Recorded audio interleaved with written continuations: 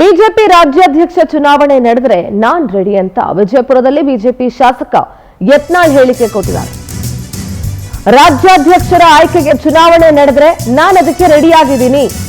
ನಮ್ಮ ಪರ ಓರ್ವ ಅಭ್ಯರ್ಥಿಯನ್ನ ನಿಲ್ಲಿಸೋದಕ್ಕೆ ನಾವು ನಿರ್ಧಾರ ಮಾಡ್ತೀವಿ. ನಮ್ಮ ಗುಂಪಿನಿಂದ ಈಗಾಗಲೇ ಯಾರನ್ನ ನಿಲ್ಲಿಸಬೇಕು ಅಂತ ನಿರ್ಣಯವನ್ನ ತೆಗೆದುಕೊಂಡಿದ್ದೀವಿ. ನಾನ್ ನಿಲ್ತೀನೋ ಯಾರು ನಿಲ್ತಾರೋ ನೋಡೋಣ. ಕಲುಷಿತ ವ್ಯಕ್ತಿಗಳಿಂದ ಪಕ್ಷವನ್ನ ದೂರ ಇಡೋಣ ಅಂತ ಪರೋಕ್ಷವಾಗಿ ವಿಜೇಂದ್ರಗೆ ಮತ್ತೊಮ್ಮೆ ಯತ್ನಾಳ್ ಕೌಂಟರ್ ಕೊಟ್ಟಿದ್ದಾರೆ. ನೋಡ್ರಿ, ನಾನ್ ನಿಲ್ತೀನೋ ಬೇರೆಯವ್ರು ನಿಲ್ತಾರೋ ಗೊತ್ತಿಲ್ಲ, ನಮ್ಮ ಟೀಮ್ ಇಂದ ನಾವೊಬ್ರು ಇಂಥವ್ರನ್ನ ನಿಲ್ಸೋದು ಅಂತ ಡಿಸೈಡ್ ಮಾಡಿದೀವಿ ಅಂತ ಯತ್ನಾಳ್ ಮಾತನಾಡಿದ್ದಾರೆ.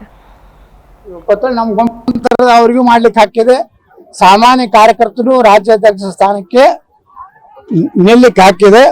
ಅದು ಬರಲಿ, ಚುನಾವಣೆ ಬಂದಾಗ ನಾವು ಏನೋ ಒಂದು ಪ್ರಕಟ ಮಾಡೋದು ಮಾಡ್ತೀವಿ. ನಾವು ಎಲ್ಲ ಸಿದ್ಧತೆಗಳನ್ನು ಮಾಡ್ಕೊಂಡಿದ್ದೀವಿ. ಚುನಾವಣೆ ಆದರೆ ಯಾಕೆ ಹಿಂಸಿರಿ ನಮ್ಮ ಗುಂಪಿನಲ್ಲಿ ನಿರ್ಣಯ ಮಾಡಿದ್ದೀವಿ.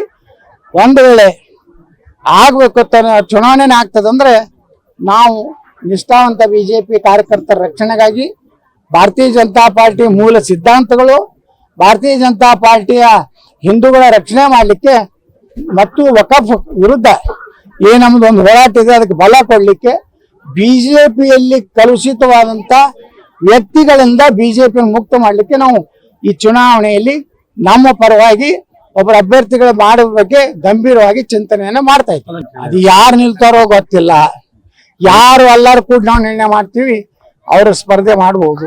ಅವ್ರೇನು ಹೈಕಮಾಂಡ್ ಅವ್ರು ಯಾರಿಗೂ ಮನೆ ಹಾಕಿಲ್ಲ. ಪಾಪ ಹೈಕಮಾಂಡ್ ಅವರು ನ್ಯೂಟ್ರಲ್ ಆಗಿದ್ದಾರೆ. ಅದಕ್ಕೆ ಶಿವರಾಜ್ ಸಿಂಗ್ ಚೌಹಾಣ್ ಕಳಿಸಿದ್ದಾರೆ.